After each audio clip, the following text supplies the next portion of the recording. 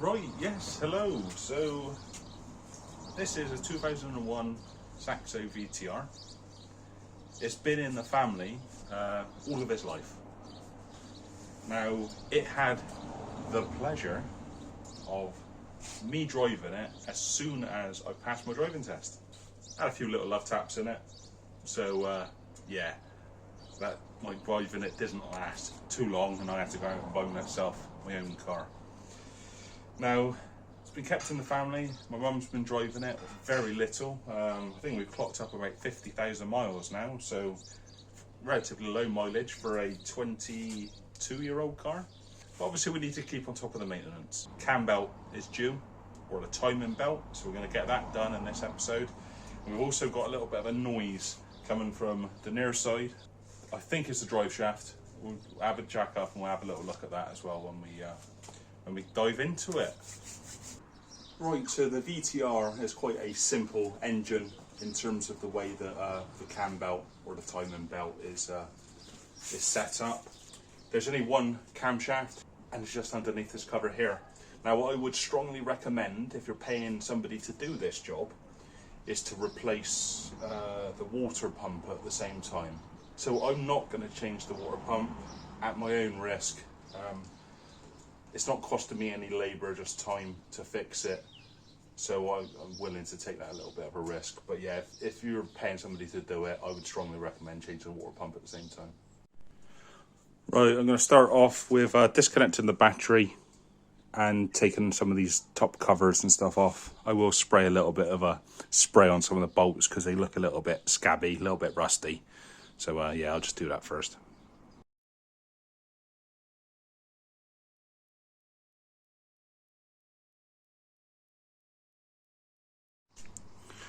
So with the top cover off, we can see the cam belt or the top of it, and it is actually in really good condition. There's no cracks or tears or rips that I can see.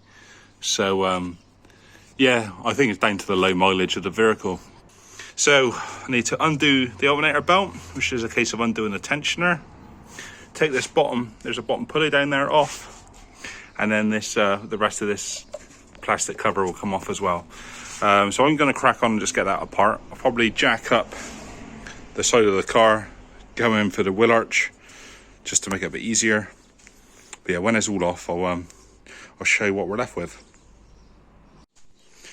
Right, so just quickly to run through, I've removed the engine mount, the timing cover here. You can see there's where the bolt holes are. Relatively straightforward to get to all the bolts. A little bit fiddly with space, but no big issue. And then the bottom pulley. Then I've removed the wheel arch liner to gain access to this bottom pulley a bit easier. And I just moved the ECU out the way to get to the belt. Right, as I said before, it's got a simple setup. We've got a crank down the bottom, water pump, tensioner, and then the timing belt. Now with this one, I haven't got any timing tools or anything, so all I'm going to do, because there's no variable timing or anything like that to worry about, I am going to mark the crank against the block, just a bit of Tip-X, and then same with the crank, the camshaft. Again, just mark it in the location that it is. When I fit the new belt on, I'm just going to make sure those marks line back up again. And that will be all there is to it. Right, I'll get that changed now. Now, I did make a bit of an error and I didn't order up a alternator belt, which is a bit of annoying because, as you can see, well, hopefully you can see that, the yeah, it's well past its best. So I have to get a new one of those on order, but for the time being, because it's the weekend, nowhere's open, I'm going to just shut this back on, get that replaced in the near future. So that's the new belt fitted. I fit it so the writing I can read. I've got the timing mark, which looks off from this angle, but it's there. Well, you see the two timing marks lined up there, and then on the bottom, you see there's a cut. You might not be able to see it. It's got a torch. There's some marks down the bottom there. So what I'm going to do is turn this engine over twice now at the crankshaft, make sure these belts line up.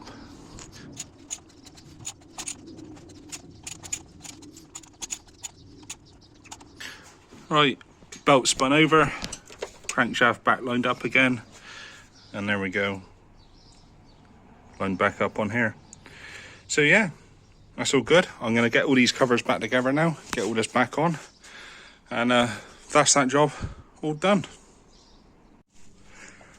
Right, before I get all the wheel back on off the jack, I am just going to start it up, just make sure we got no problems.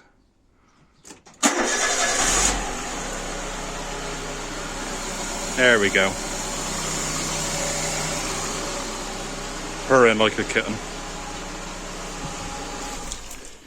Right, so I'm going to get this side back together, and then we can jack out the other side and look at the next little issue we're going to try and solve. Okay, so what I've got is a noise, like a rhythmic noise coming from this wheel when taking right-hand corners. Now, normally, I would say it's a wheel bearing. It's quiet as a mouse, straight line and going left, loads of noise going right. When I jack it up and spin the wheel, I can't hear anything. And I'm not sure if you can either with that plane flying over it, but honestly, there's no noise whatsoever. So I don't actually think it's a wheel bearing that's causing the problems. Okay, I've got this wheel on lock now, and hopefully if I can get you nice and positioned in there, what you'll see is the drive shaft, when I rotate it, bouncing around all over the place. There we go, look.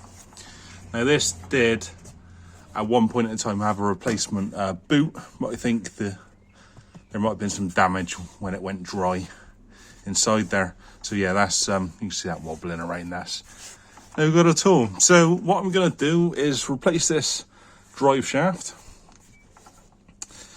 and then hopefully that'll be all the funny noises gone when driving it. Right, so there we go, one drive shaft out. Now it's quite straightforward on these. I'm saying pop the wheel off.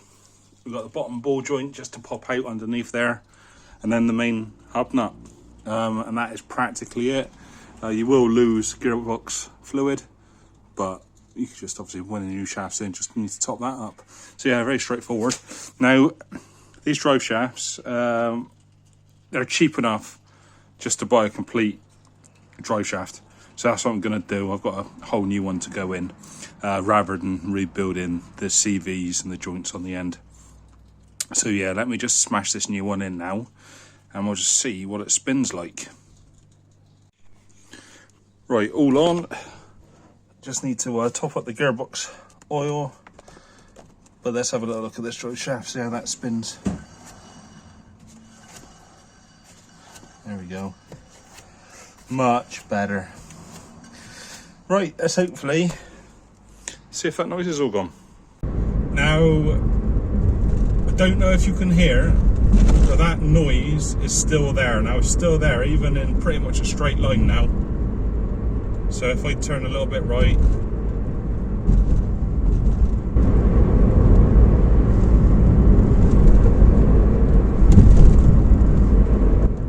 yeah, so I'm hoping you can pick that up. But yeah, so it's still there. So obviously the drive shaft, even though it didn't look right, that hasn't cured the problem, which is slightly frustrating.